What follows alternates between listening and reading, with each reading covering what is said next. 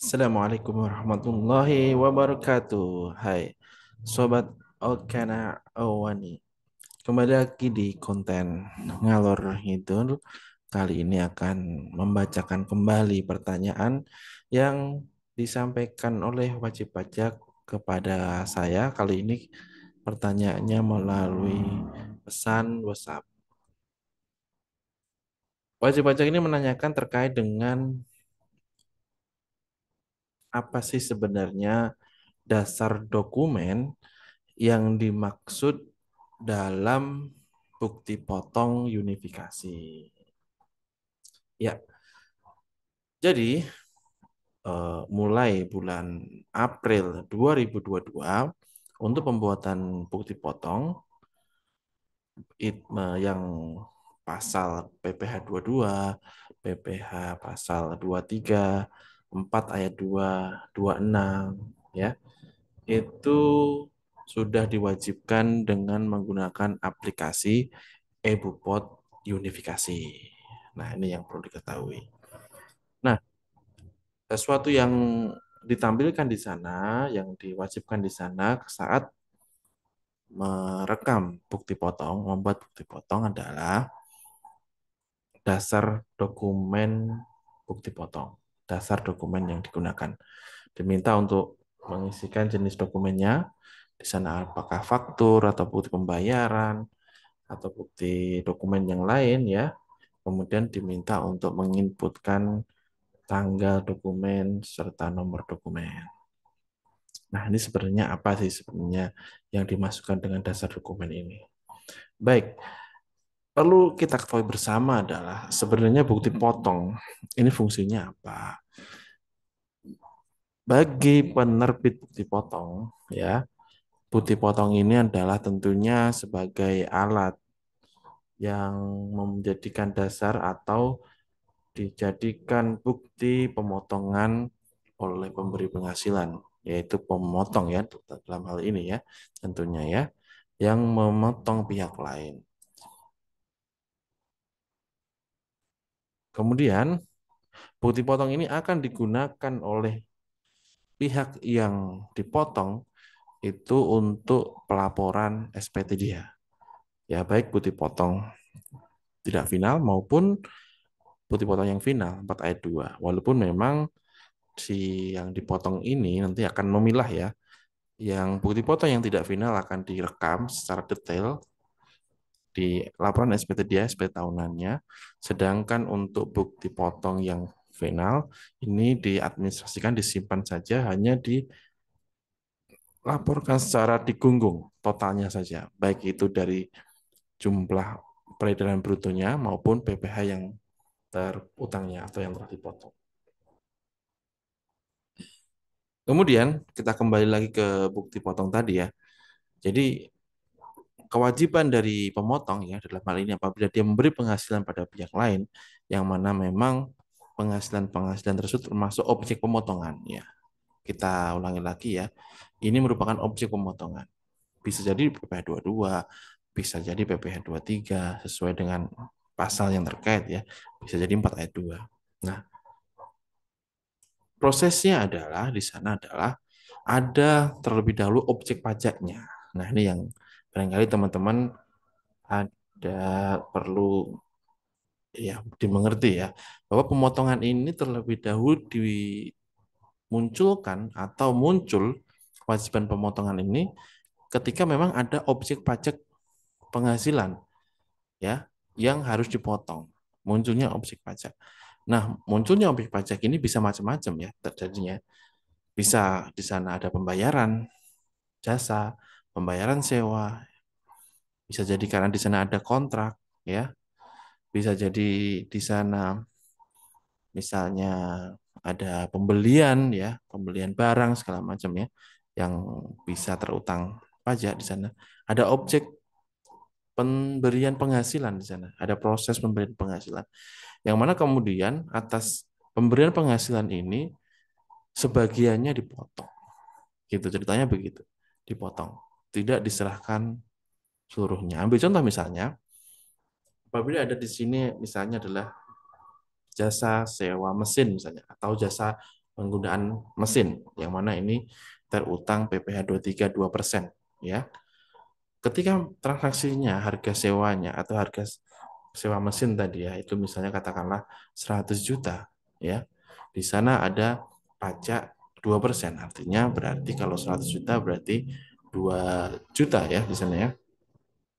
Maka ketika wajib pajak ini memberikan penghasilan itu atau pemotong ini setelah menggunakan jasa ini, jasa sewa tadi ya, kemudian dia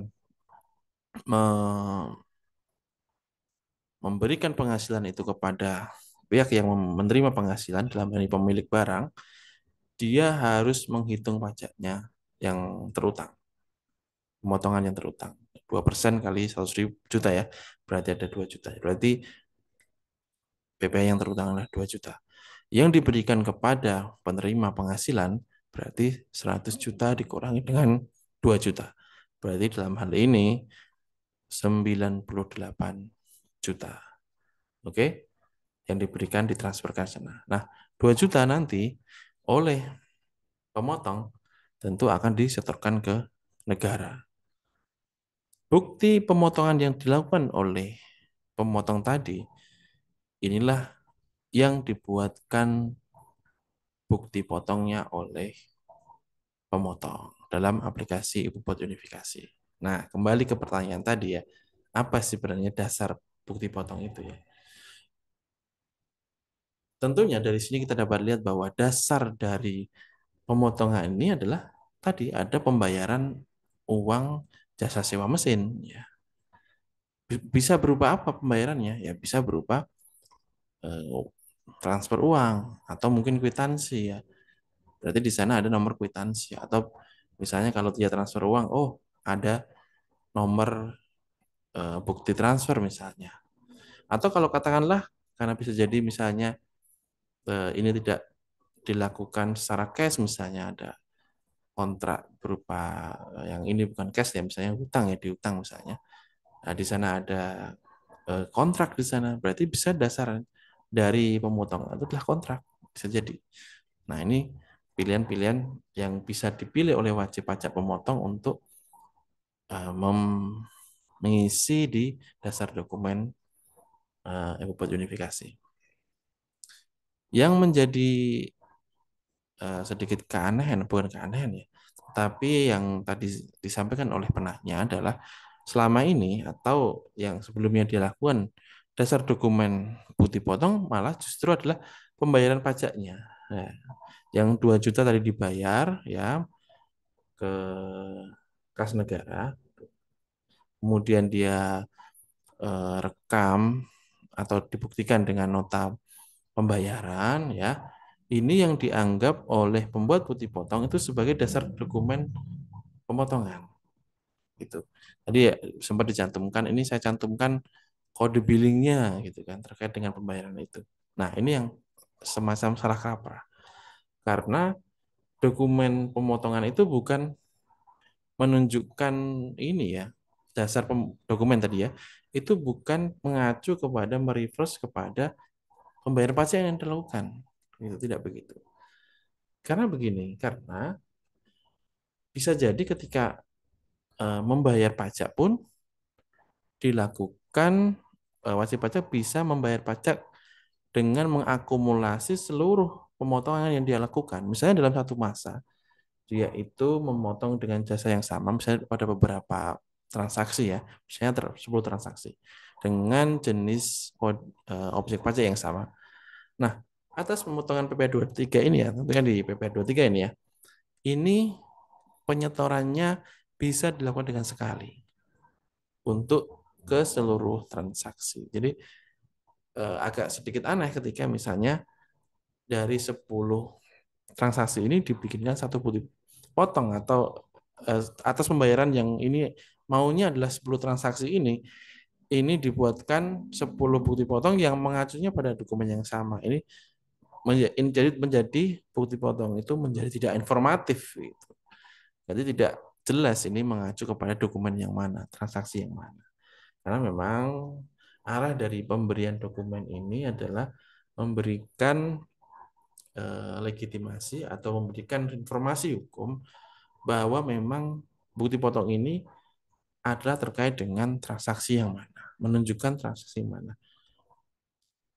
Ini yang menjadi yang harus diperhatikan oleh wajib pajak. Jadi teman-teman, memang ini adalah hal yang baru ya, baru setahun.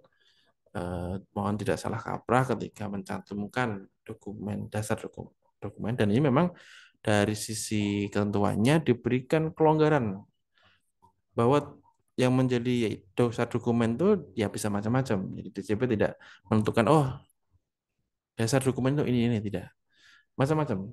Nah, sesuai dengan transaksi masing-masing ya. Bahkan di listnya itu ada mungkin sekitar 5 atau berapa, ada faktur pajak di sana, ada kwitansi di sana, ada kontrak di sana ya. Sangat banyak sekali yang ini memang bisa kalau kita lihat itu memang merupakan